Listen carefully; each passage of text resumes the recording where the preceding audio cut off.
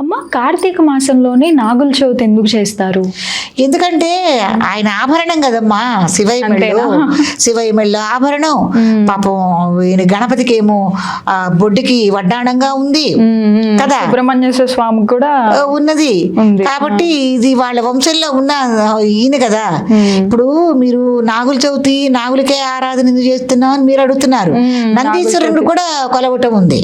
అవును, నందీశ్వరుని కూడా ఎప్పుడు త్రయోదశి రోజున అభిషేకాలు చేస్తుంటారు. అంటే ప్రతి త్రయోదశికి చేసుకోవచ్చు అని అంటారు. కానీ మన కార్తీక మాసం మొదట్లోనే మీరు 2 రోజుల నుంచి ముందు నుంచే మొదలవుతుంది అన్నారు కదమ్మా కార్తీక సంబరం. ఆ రోజున ప్రథమంగా అసలు నందీశ్వరుడు సాయంత్రం పూట ప్రదోషకాల టైంలో నందీశ్వరుడికి శుభ్రంగా అభిషేకం వచ్చేసి యథావిధిగా ఆయనకు షోడశోపచారాలు పూజలు చేసుకుని అక్కడి నుంచే మనకి అసలు ఈ కార్తీక మాసం మొదలవుతుంది. కాబట్టి ఆయన్ని కూడా ఆరాధించుకోవడం జరుగుతుంది.